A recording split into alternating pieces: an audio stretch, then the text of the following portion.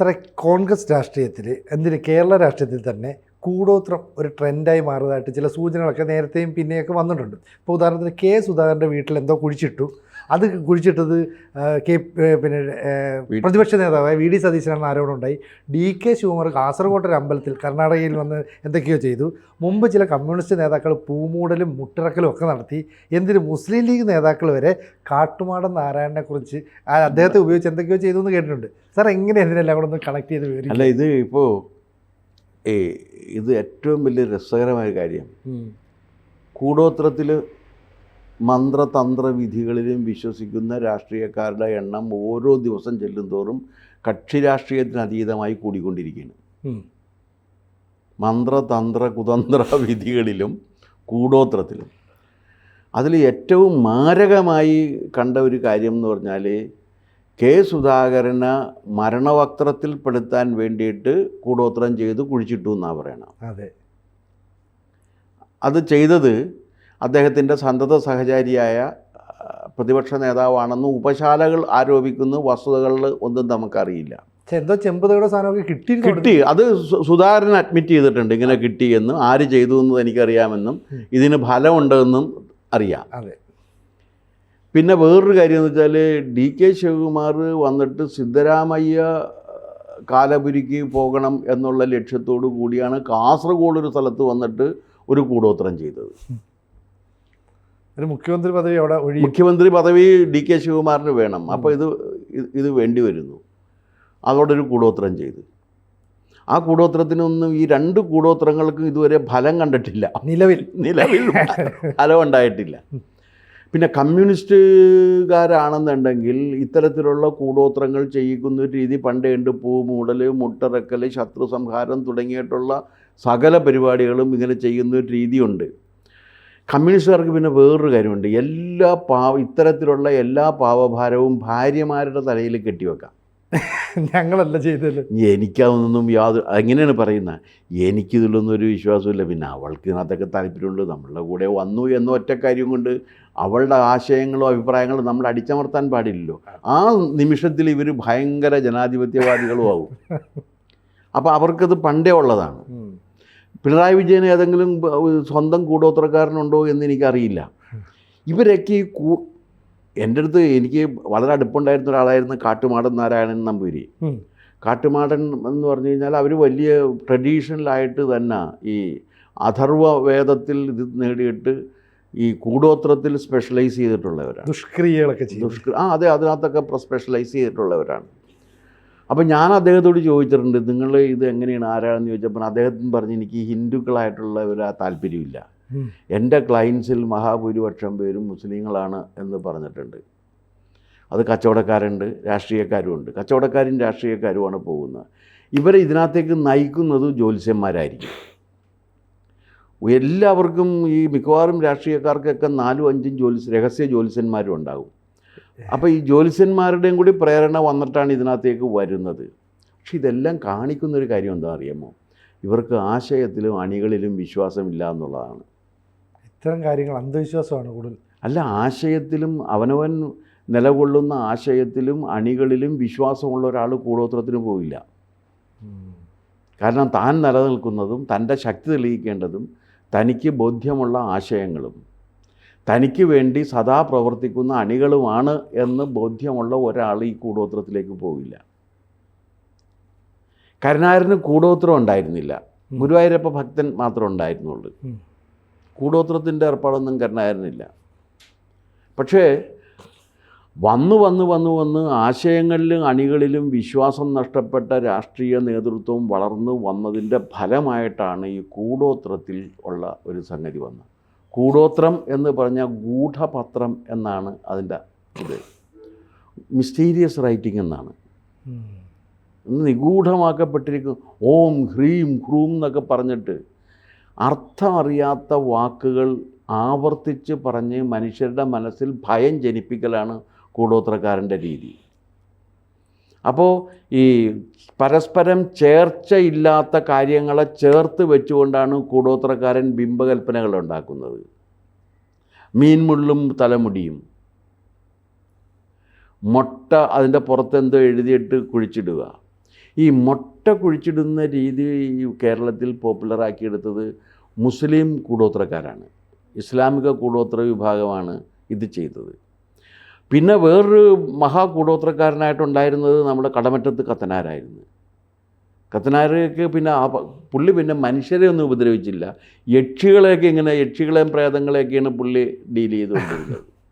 വേറെ മനുഷ്യർക്ക് എതിരെ പുള്ളി വന്നിട്ടില്ല. കടമറ്റത്ത് കത്തനാർ മനുഷ്യരുടെ കാര്യത്തിൽ ഇടപെട്ടിട്ടില്ല. പക്ഷേ ഈ പുതിയ രാഷ്ട്രീയത്തിൽ വരുന്ന കത്തനാർമാരെല്ലാവരും ഈ പറയുന്ന നേരത്തെ നമ്മൾ സൂചിപ്പിച്ച എല്ലാ കത്തനാർമാരും അവരവർക്ക് എതിര് നിൽക്കുന്ന ആളെ എങ്ങനെയും വകവരുത്തണം, എന്നിട്ട് ആ പണം ആ പദവി തട്ടിയെടുക്കണം എന്നാണ്. കൂടെ നിൽക്കുന്നതിന് ഉൾപ്പെടെ കൂടെ നിൽക്കുന്നവനില്ലല്ല, ഇവരെല്ലാം ഒറ്റയ്ക്കാണ്. ഇവരുടെ കൂടെ ഇവരുടെ നിഴൽ പോലും ഇവരുടെ കൂടെ ഇല്ല എന്ന് ഇവർക്കറിയാം. ഇവരെല്ലാം ഒറ്റയ്ക്കാണ്. അതുകൊണ്ടാണ് ഇവർ ഭയക്കുന്നത്.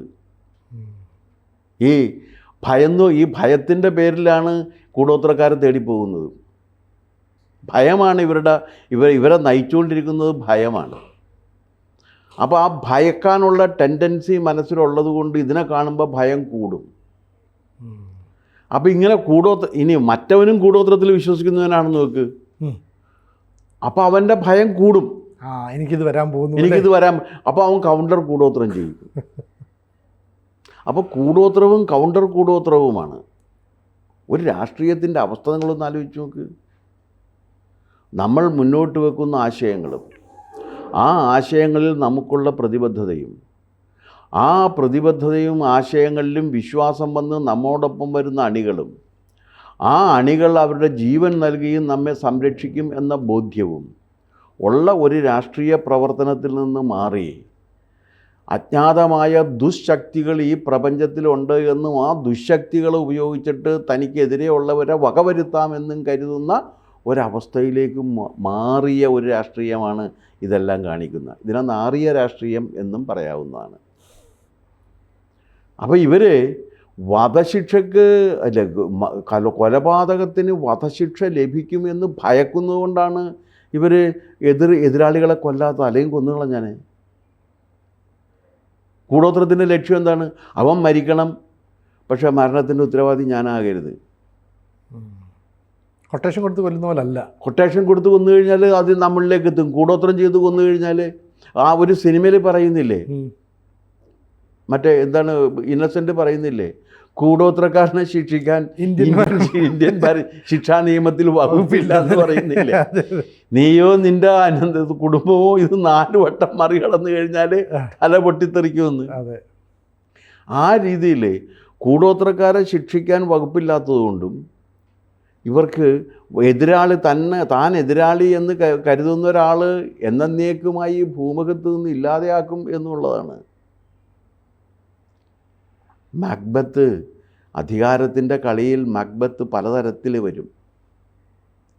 ഷേക്സ്പിയറുടെ മക്ബത്ത് ഉണ്ടല്ലോ, മക്ബത്ത് പലതരത്തിലാണ് വരുന്നത്.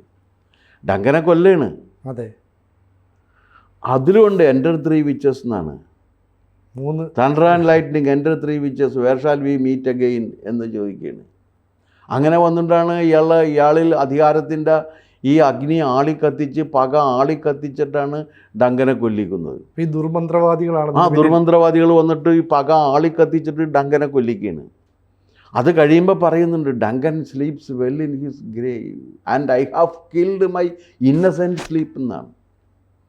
എൻ്റെ നിഷ്കളങ്കമായ നിദ്രയെ ഞാൻ എന്നേക്കുമായി വകവരുത്തി. ഞാൻ കൊന്ന ഡങ്കൻ അദ്ദേഹത്തിൻ്റെ ശവക്കുഴിയിൽ സുഖമായി ഉറങ്ങുന്നു എന്നാണ്. ഇയാൾക്ക് ഉറക്കം നഷ്ടപ്പെട്ട്. പക്ഷെ കൂടോത്രം ചെയ്തൊരുത്തിനും ഇത് വകവരുത്തിയിട്ടുണ്ടെങ്കിൽ ഉറക്കം നഷ്ടപ്പെടില്ല എന്നാണ് ഇവർ കരുതുന്നത്. നമ്മുടെ ഇതൊക്കെ നമ്മൾ എന്താ പറയണ, ഇത് കേരളമാണ്, ഇവിടെ ഭയങ്കര പുരോഗതിയാണ്, ഇവിടെ എല്ലാവരും രാവിലെ എഴുന്നേറ്റ് കഴിഞ്ഞാൽ ഓരോ ഗ്ലാസ് സെക്കുലറിസവും ഓരോ ഗ്ലാസ് പുരോഗമനവുമാണ് കഴിക്കുന്നത് എന്ന് പ്രചരിപ്പിക്കുന്ന കേരളത്തിൽ സംഭവിക്കുന്ന കാര്യങ്ങളാണ് നമ്മളീ കേൾക്കുന്നത്. യുപിയിലൊന്നും ഇങ്ങനെ കേട്ടിട്ടില്ല നമ്മൾ. ഉത്തരേന്ത്യയിലൊന്നും വേറൊരുത്തനെ കൊല്ലാൻ വേണ്ടി എടുത്തുമ്പോൾ ഈ കൂടോത്രം ചെയ്തു. ഉത്തരേന്ത്യക്കാർക്ക് ഇഷ്ടമില്ലാന്നുണ്ടെങ്കിൽ തോക്കെടുത്ത് വെടിവെക്കുക എന്നുള്ളത് മാത്രമേ ഉള്ളൂ. നേരിട്ടുള്ള ഇതങ്ങനെയല്ല, വളഞ്ഞ വഴി തേടുകയാണ്. അത് എന്നിട്ട് എന്താ ചെയ്യണമെന്ന് വെച്ച് കഴിഞ്ഞാൽ, ഇപ്പോൾ മാക്ബത്തിനും ലേഡി മാക്ബത്തിനും സംഭവിച്ചത് അവർക്ക് കുറ്റബോധം ഉണ്ടായി എന്നുള്ളതാണ്. അതുകൊണ്ടാണല്ലോ പറഞ്ഞ all the perfumes of Arabia will not sweeten these little hands. എല്ലാ സുഗന്ധങ്ങളും ഒരുമിച്ചെടുത്താലും എൻ്റെ പാപക്കറ പോകില്ല എന്ന് കരുതുന്ന ആ ഒരു കാര്യം, അങ്ങനെ ഒരു ഫീലിംഗ് ഇവർക്കില്ല എന്നുള്ളത് കൊണ്ടാണ് ഇവർ ഭാഗ്യവാന്മാരാകുന്നത്. കൂടെ നിൽക്കുന്നവന് കുതികാൽ വെട്ടിയും ഒപ്പം വരുന്നവന് എറിഞ്ഞ് തടുത്തിട്ടും മുന്നേ പോകുന്നവന് എറിഞ്ഞു വീഴ്ത്തിയും മുന്നേറുന്ന ഒരു രാഷ്ട്രീയ ജീവിതം, മത്സരം മാത്രമാണ് ഇവരുടെ ലക്ഷ്യം. അങ്ങനെ വരുന്ന സമയത്ത് ഇവർക്ക് ഇവരുടെ നിഴലിനെ പോലും വിശ്വസിക്കാൻ കഴിയുന്നില്ല. പക്ഷേ ഈ അന്ധവിശ്വാസങ്ങൾ ഇത്രയധികം വിശ്വസിച്ച് മുന്നോട്ട് പോകുമ്പോൾ അണികളെ ശരിക്കും പറ്റിക്കുകയല്ലേ, ചതിക്കുകയല്ലേ? അത് അണികളെ എപ്പോഴേ പറ്റിച്ചു കഴിഞ്ഞു. അണികളിലും ഞാനതല്ലേ പറഞ്ഞ, ഇവർക്ക് ഇവരുടെ ആശയത്തിലും വിശ്വാസമില്ല, അണികളിലും വിശ്വാസമില്ല. കാരണം ആശയത്തിൽ അവനവൻ നിലകൊള്ളുന്ന ആശയത്തിലും അവനവൻ്റെ അണികളിലും വിശ്വാസമുണ്ട് എന്നുണ്ടെങ്കിൽ ഇതിന് പോകില്ലല്ലോ. ഇത് കേരള രാഷ്ട്രീയം അധപ്പതിച്ചിരിക്കുന്നതിൻ്റെ ഒരു സൂചകമാണ് ഈ പറയുന്നത്. ഇതിൻ്റെ തമാശ മാറ്റിവെച്ച് കഴിഞ്ഞാൽ അങ്ങനെ ഒരു വലിയ ദുരന്തവും കൂടി ഇതിൻ്റെ പിന്നിലുണ്ട്. അവരാണ് ജനങ്ങൾക്ക് വേണ്ടി സംസാരിക്കുന്നത്. അത് ജനങ്ങളിൽ അല്പം പോലും വിശ്വാസമില്ലാത്തവർ തങ്ങൾ ജനനായകരാണ് എന്ന് ഭാവിച്ചുകൊണ്ട് പറയുന്നതാണ് ഈ കാണുന്നത്. It is to dangerous. വളരെ അപകടം പിടിച്ച ഒരു രാഷ്ട്രീയ മാനസിക അവസ്ഥയിലേക്കാണ് കേരളം നടന്നു നീങ്ങിക്കൊണ്ടിരിക്കുന്നത്.